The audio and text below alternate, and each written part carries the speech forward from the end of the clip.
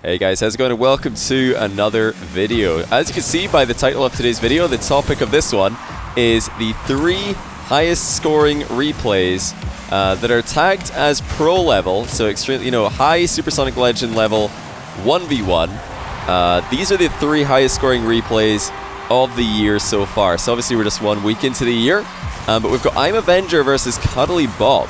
And let's see just how many goals this first one's going to be. We're going to do it in ascending order. So this is the 3rd highest scoring game of the year. Oh, that's a pretty nice fake there by Cuddly Bob for the equalizer.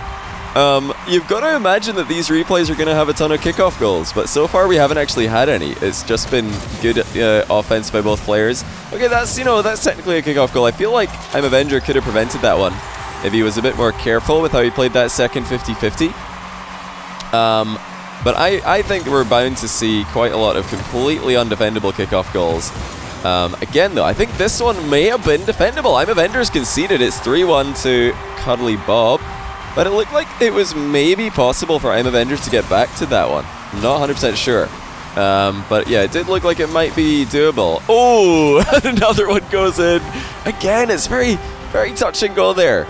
It's extremely close. And, this is something that does separate good ones players from the very best ones players, the ones who are able to scramble back and save these kind of awkward shots. That's better there. Cuddly Bob denies a kickoff goal from his opponent. An immediate challenge there from I'm Avenger, and also an immediate challenge from Cuddly Bob. This is something that we should also expect plenty of. Just very aggressive challenging, almost no goal line defense, being prioritized. I'm sure we'll see a few saves. We just saw one there. But has Cuddly Bob DC'd? No way. So we're actually going to get a bit of time wasting here. I'm Avenger has stopped. Respect to the man. So it looks like Cuddly Bob is either disconnected or he's DC'd, or it was a mind game all along. What is going on? He was there the whole time. Are you joking? Okay, of all the things I thought we were going to see in one of the highest scoring games of the year so far, I did not think we were going to get a 10-15 second time window where absolutely no goals go in. What is happening here? And now Cuddly Bob double touched it by mistake. Oh my goodness. He's a madman. He is just an innovator. What a shot that was. Goes for a high volley into the bar and then just falls onto the ball. Mind game from I'm Avenger. Doesn't work. Oh, and he's missed the boost. He got pit maneuvered off the boost. This is a tilter if I've ever seen one. So multiple kickoff goals for I'm Avenger, or against I'm Avenger. He just got pit maneuvered off a boost that he was definitely going to get. And, from his perspective, he might have been, giving Cuddly Bob a chance to come back after what looked like a DC. But actually, Cuddly Bob is able to make the save after I'm Avenger just thought, okay, fair enough, I've waited long enough, I'm just going to score here. Nope. Cuddly Bob with the bait there. Or maybe there was something else. Obviously, replays in Rocket League don't have the chat in them. I would love it if they did. It would be so funny if you could look back at the chat reactions to things that happen in replays in Rocket League. Oh dear. Oh my. Cuddly Bob's just faked himself here. I say that he's faked himself because if he just didn't turn right, if he didn't oversteer, he would have been fine in that position. But yeah, he got himself in a lot of trouble. And there haven't been as many kickoff goals as I expected there to be. This is just a good offense by both players. Oh, sore nose for I'm Avenger. He face plants the wall. No save for him. And we're already at 10 goals with half the game to go. This would already be a pretty normal looking 1v1 scoreline at the end of a game. But because there's been some tricks from both players, lots of mind games, there's been lots of aggressive challenging, and there's been a few kickoff goals as well. The scorelines are really ramping up. And the reason why aggressive challenging usually ends up in high-scoring games is because when somebody lunges in for a challenge in ones, when they take a risk to challenge early, then one of the players is usually going to score. If the challenge is successful, very often they're going to get a goal off it. If it's not, very often the other player is going to get a goal off it. That's some pretty quick counter-attacking, but no side flip shot for I'm Avenger, so the goal will not come his way. Cuddly Bob not able to get much of a clear on it though, and it will be an equalizer after Cuddly Bob lands pretty poorly there. He thought that he could clear that ball over his opponent, but it actually fell right down on top of him. And then panic ensued. He knew he had to land quickly. Now that's a pressure play after a kickoff that Avenger should be able to score off. Like, if he plays this perfectly, he usually gets a goal because there's just no way for Cuddly Bob to ever get boost in this exchange. And he has timed the boost steal to perfection there. So just chain boost steals. Very well played here after the kickoff, but he does actually walk right into Cuddly Bob's defense. That was not ideal. Nice demo by Bob. And he's got plenty of time here to score the open net. 7-6. And now we're getting into the very high scoring territory. There's still almost there's a minute and a half nearly left in the game. And we're in a 13 goal game, which is I'd say already a long Rocket League 1v1. But it's going to be an 8-6 lead now. Bit of an awkward looking flick, but because Cuddly Bob didn't immediately pull the trigger with his flick there, it actually kind of glued the ball to his car, made it harder to read, and it's still got a lot of power on it. That's actually a good tip for any of you who are trying to improve your flick game. One of the biggest mistakes that players will make when they're not very good at flicking and they keep on missing the flick, the ball just kind of jumps up in the air and you flip underneath it, is that they don't hold their jump key. So that you'll notice there, Cuddly Bob in that previous flick play, he jumped up, he held onto his jump button while air rolling forward slightly, and then he flicked into the ball. That's really what you want to be doing when you're learning how to flick. Don't immediately double tap the jump button. You've got to have a little bit of a gap there, a little bit of a delay in it, and it will really increase your consistency with them. Obviously, when you're a really good player, you can just double tap that button, and you're still going to be perfectly fine. But yeah, for learning, so look at what Cuddly Bob did there. It's good pressure, actually. Very speedy play to challenge this quickly in the midfield, high up in the air, and to recycle the play and get another goal.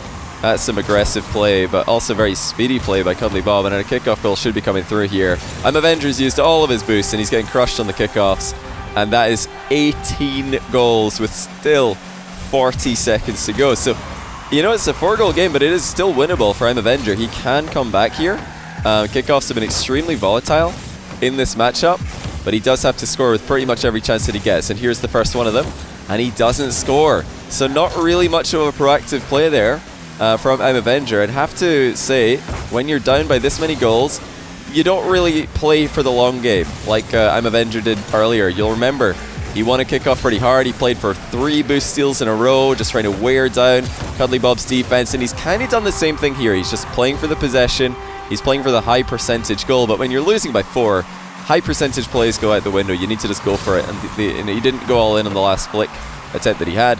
That was really his chance to win the game here. But Cuddly Bob's done well. He's even going to get another goal to put it up to 20 goals in one game, 12-8. Extremely aggressive play from both players, resulting in tons and tons of goals.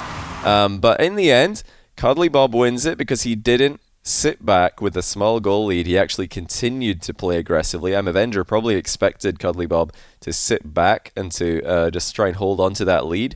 But he didn't. He played with aggression, caught Avenger off guard a few times, and I think overall did have the advantage in the kickoff matchup. So that's number 3 with 20 goals. All right, let's get into the second highest scoring game of the year so far. It's Jay Waits against T-Jester. I'm not sure if I'm pronouncing those names correctly. That's what I'm going to go for, because it just seems like the easiest thing to remember. And we're starting off with a very nice low 50-50 by Jay Waits. I'm going to need to pay attention to what he does on the next dribbling play. Will he go for another low 50-50 kind of mind game idea? Or is he going to flick this time, now that he's showed T-Jester to expect it? There it is. It is a flick, but not a successful one. Off the bar, and T-Jester will score on the counter-attack. But you have to acknowledge the good shot selection there by Jay Waits. A nice mix-up, goes for the low 50-50 in the first play, flick on the next play. That just keeps T-Jester guessing. So we're all tied up. Another strong kickoff from Jay Waits, and he's showing off some confident aerial mechanics now. And it's another mind game, and this one will go in. So this second mind game goal, low 50-50, now just a fake flip reset, slow play. And in it goes. And, you know, that might not have even been Jay Waits' plan in this play. He may have had intentions of actually flip resetting on that ball. But sometimes when you're coming in for a flip reset in those awkward positions, you don't get it, and it's better to just let the ball bounce in. because it's harder for the goalkeeper to save a shot that you haven't actually touched when they expect you to. Good control. J-Waits really putting the pressure on early on here. It's just been complete dominance. The only goal for T-Jester coming on a counter-attack after a missed flick. But kickoffs are starting to go in the favour of T-Jester. That's the second in a row that he's had a better result from, and that's a very nice half-flip challenge. Notice that he's air-rolled the correct way to land on the wall there. And now he's setting up a flick of his own. Good delay on it. Sticks to the ball and puts it back over the shoulder of J-Waits at the near post. Kind of down the middle there, but definitely shooting towards the near post side of the goal. Obviously, you guys know that's more likely to result in a consistent pressure play. But it looks like J-Waits is going to go right back into kickoff dominance. That, puts the game at 4-2 and also puts the kickoff results at 4-2. We'll make that 5-2 now. J-Waits having his way with the kickoffs in this match. He sees T-Jester moving in. I love that from J-Waits. That's a nice mix-up because he's gone for a lot of dribbling plays. Now, he sees T-Jester adapting to that. He sees that he's going to challenge early, and he puts the ball over the top of him. This kind of offensive mix-up is going to make T-Jester's life so difficult because he doesn't know what to expect. He doesn't know what kind of game plan J-Waits is going for. But what T-Jester is doing very well is he is wasting a lot of time here, but he doesn't keep the ball in a safe location. 5-2. T-Jester needed to either keep the ball closer to the wall there so that it's not scoreable, or alternatively, he could keep it closer to his own car so that J-Waits would have to take a 50-50. So we do see a little bit of kickoff adaptation there from T-Jester, and the defensive adaptation as well. He clearly knows that he's not going to win this game if he just sits in goal against J-Waits. J-Waits has got some mind games, he's got some big outplays, so it's not going to be easy to sit back and win this matchup. He has to play with a bit more aggression, and he did go for a fake kickoff as well. Still, even when T-Jester is switching up his game, J-Waits is doing likewise. He's got a winning position already. He's clearly got an advantage in the matchup, but he's not playing the same way all the way through this one, and that shows it's not just about switching up your gameplay when you're losing in 1v1. You've also got to keep switching it up even when you're winning. Makes it very difficult for your opponent to figure out what you're doing and to come up with a counterplay for it. T-Jester avoids a couple demos. What a recovery! Gets a flip reset on J-Waits' car and puts the ball in reverse. That's a huge goal and a big swing of momentum, because had that not gone in, it looked like J-Waits would be collecting possession and corner boost, so it would have been a nightmare again. And there's a kickoff goal, so T-Jester again able to turn that kickoff game around. This has not been a completely one-sided matchup from the center circle. It is still slightly in J-Waits' favor, however, and with half the game gone, we're at an 11-goal game already, so pretty much the same as what we had in the first match between Avenger and Cuddly Bob. 2 minutes to go. T-Jester taking his time. Pretty good mind game with that 50-50. A little bit unfortunate that it didn't stick to his car more than it did. And now he's pretending that he's got boost on the air dribble, but really, with no flip reset in that play, J-Waits did not have anything to worry about. He knew that he could just challenge the ball right as it bounces on the ground, because there's no way that T-Jester can accelerate the ball. There's no way that he can change its direction. Well done. Look at that play by T-Jester. Perfect counter to the back corner boost grab.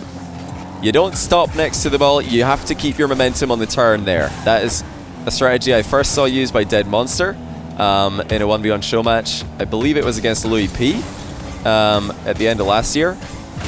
All about conserving your momentum on that turnaround, because you don't have boost to accelerate with if you come to a standstill beside the ball and try and roll it into your back corner slowly. You're just so much more vulnerable to demos if you do that. All that being said, he had a nice little counterplay, but it hasn't resulted in any good pressure for him. At this point, a lot of players would just forfeit, and now the boost greed for T-Jester puts him behind by 6 goals. J-Waits probably expected a forfeit around about this point, but T-Jester is showing us that he is resilient.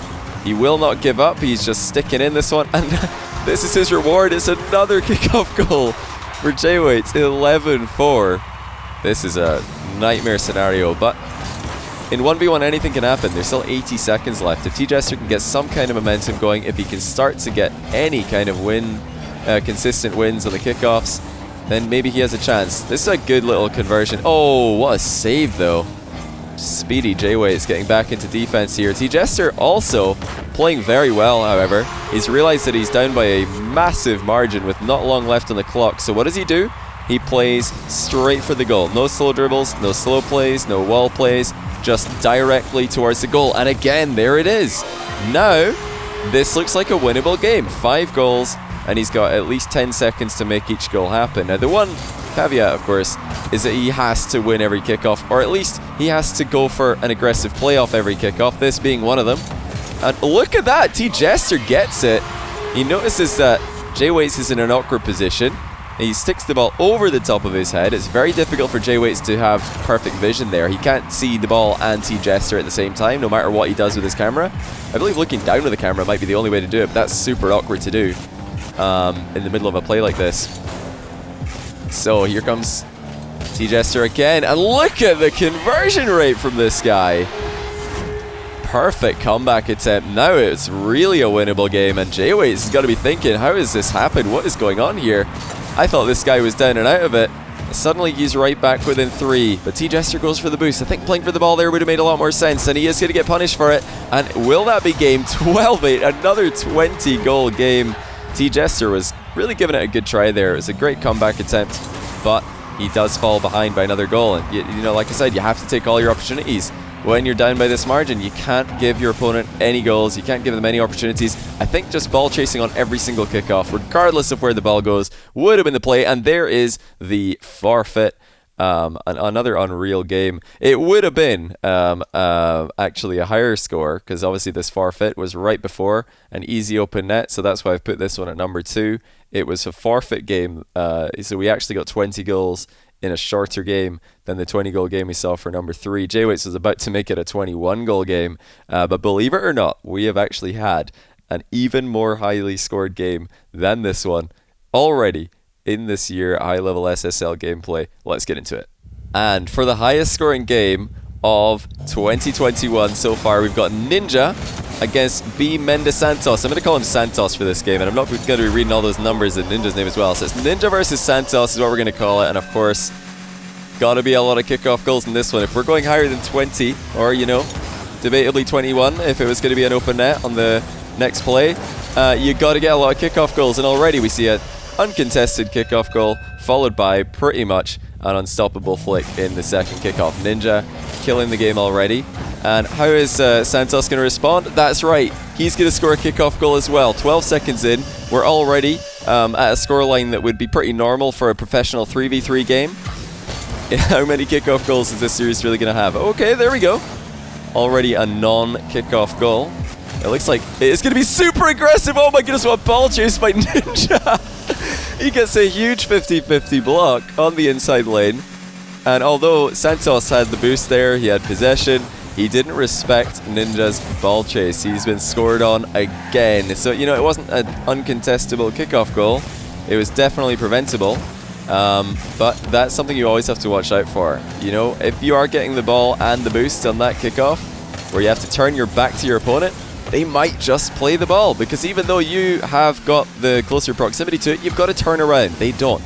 Ninja will go for a power slide dribble. A bit of a difficult read, the power slide dribble sometimes, but it isn't actually the most... it isn't actually the play that changes the direction of the ball by much of a degree compared to just power sliding off the ball and cutting into it more harshly.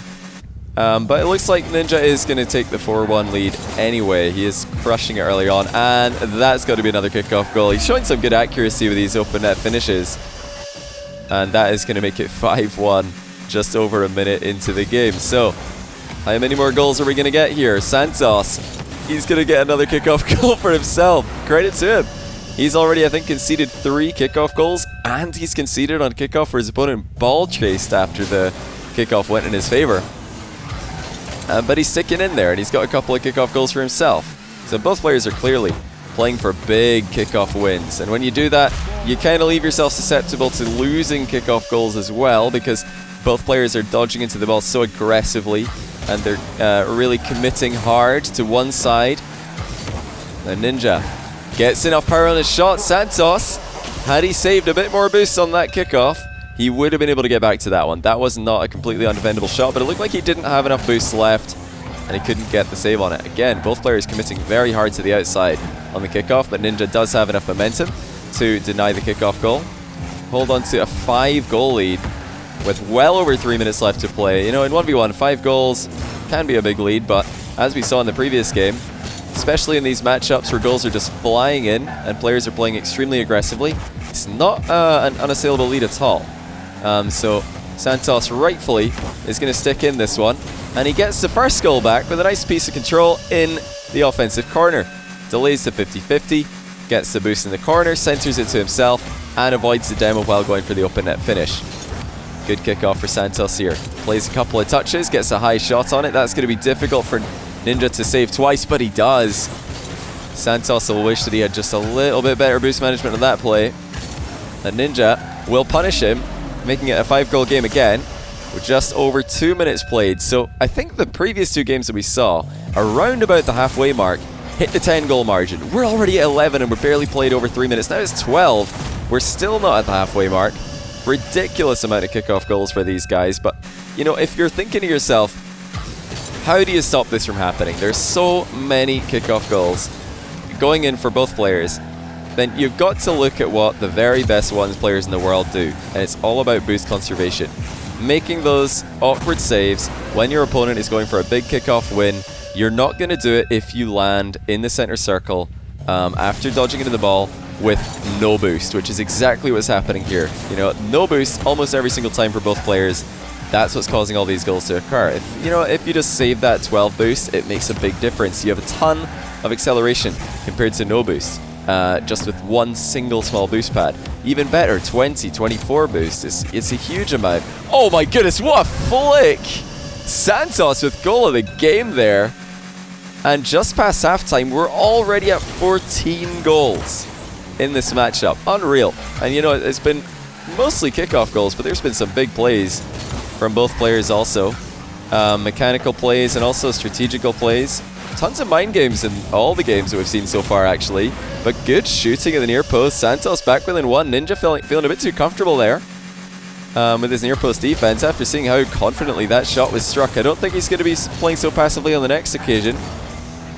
Chance for Santos to equalize here, but he doesn't get the right kind of catch on the ball. Had to play for an early flick into the corner. However, Ninja's near post defense still very passive, and he has nothing to say about these shots. Credit to Santos, he really salvaged that play brilliantly. It didn't look like he got the catch that he wanted, but he still kept the ball in an awkward position and got the shot over the top of Ninja at the near post. Now, can he take the first lead of the game here? Big challenge by Santos. Not the most powerful shot, but he recovers well and puts in the 9th goal.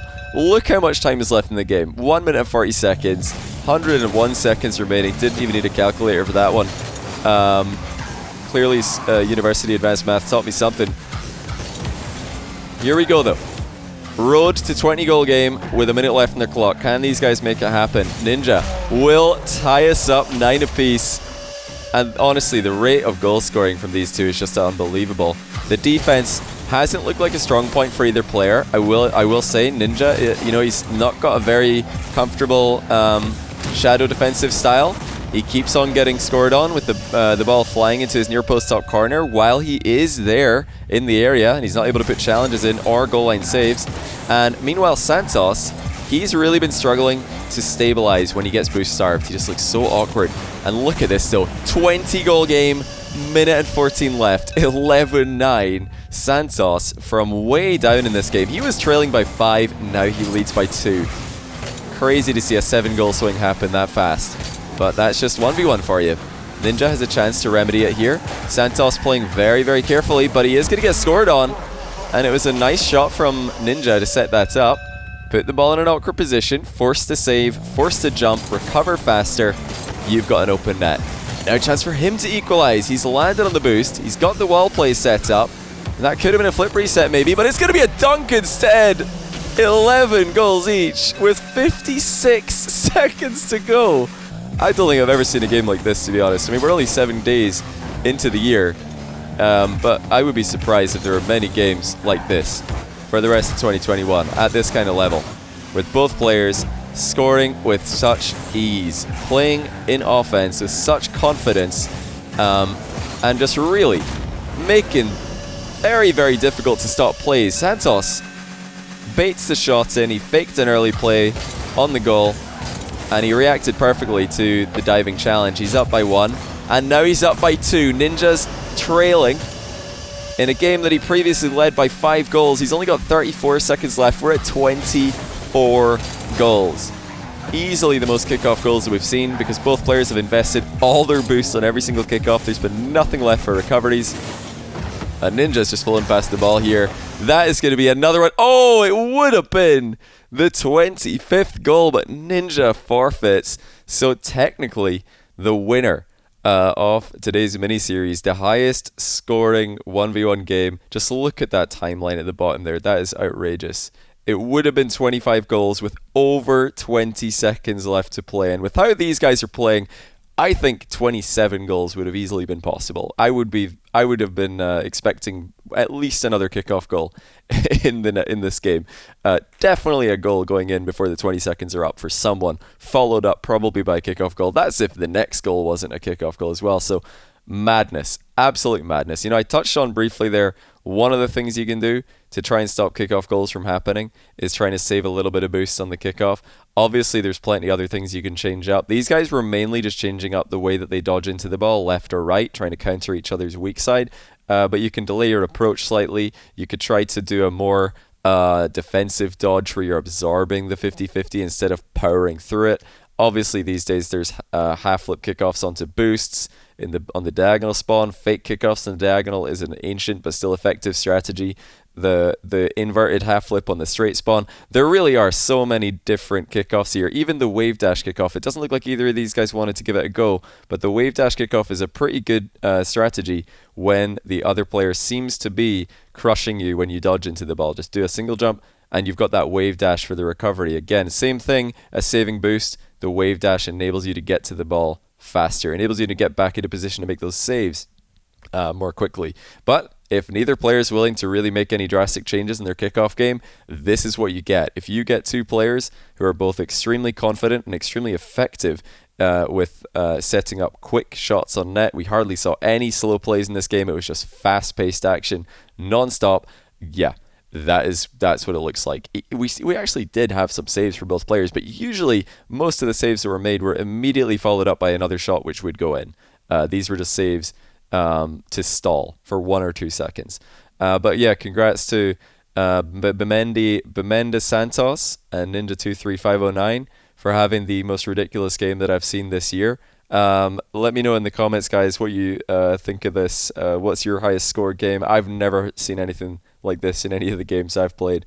But if you know a higher scoring game, especially at this kind of high level, because I've got a sneaky suspicion that low level games will be more ridiculous, more AFKs, more trolling. But yeah, the high level, it is feasible to get these crazy score lines with both players sweating and trying their absolute hardest, because it is just that efficient with top level mechanical play. Let me know what you thought of this video though, guys. If you loved it, then maybe I'll bring this back in the future. Maybe we'll see if anybody can beat this scoreline with a legitimate game. Maybe we'll bring it back. But that's all we got time for today, guys. The top 3 highest scoring 1v1 games in high ranked Supersonic Legend after the new year, and this is it. 24 goals. That's the margin. Do we call it 25? I think we'll call it 24 technically, but yeah, the next goal was going in. But yeah, thanks for watching, guys. Hope you enjoyed this, and I'll see you in the next one.